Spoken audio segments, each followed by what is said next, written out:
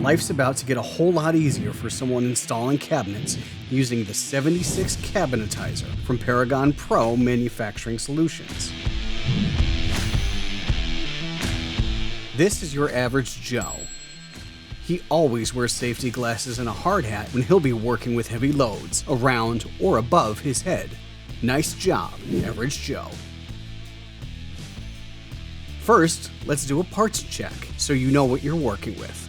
The Cabinetizer has 6 main components: the base, the split boom tubes, the countertop base, we'll get to this later, the boom connector, the roller assembly, and the collar assembly.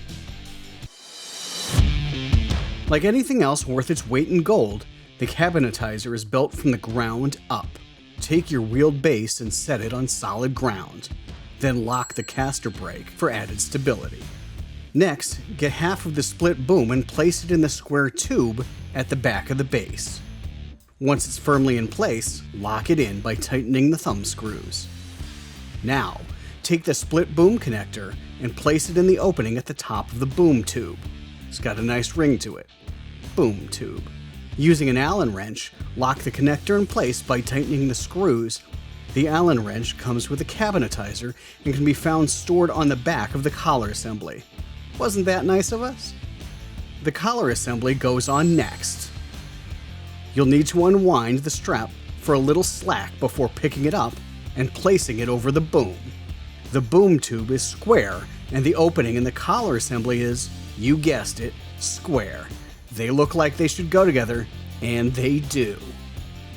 Get the other half of the split boom, place it over the connector, and using the Allen wrench, tighten it up. The next step is long and a bit complicated, which is why we made a video in the first place. Place the roller assembly in the top of the boom. We're just kidding, that's it. Last but not least, pick up the collar and place the strap over the top of the roller assembly. Look what you did, average Joe. You assembled a Cabinetizer all by yourself. Amazing work. Now that it's built, we're going to show you how to use this. Make sure your casters are locked. Start out with the collar assembly wound down to the base of the unit. Now, load the cabinet with the front of the cabinet facing the boom on the collar base. Make sure you have it balanced properly. Once the upper cabinet is on the unit, release the brakes and move it to the empty space on the wall where you want those cabinets.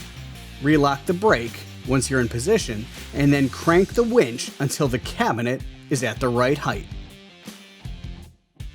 Screw the cabinet to the wall, and you're done. The cabinet is mounted. Now, wasn't that easy? Sometimes the base cabinets will already be in place when you go to hang the upper ones. That's not a problem for the Cabinetizer because this versatile unit is designed to work even when base cabinets are in place. Allow us to amaze you. Here's that piece we pointed out earlier. The countertop base takes the place of the wheeled base in this assembly. Start off by placing half of the split boom in the countertop base. Once the boom's in place, tighten the thumb screws.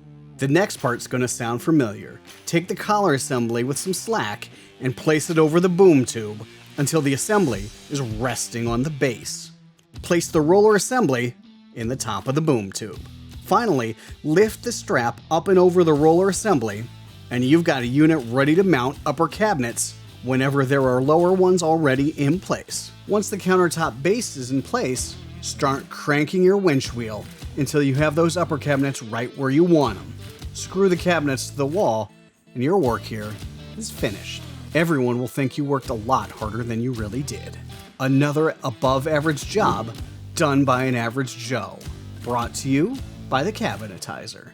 Please visit ParagonProMFG.com for full assembly instructions, safety tips, and to learn how to use the full boom to its maximum potential.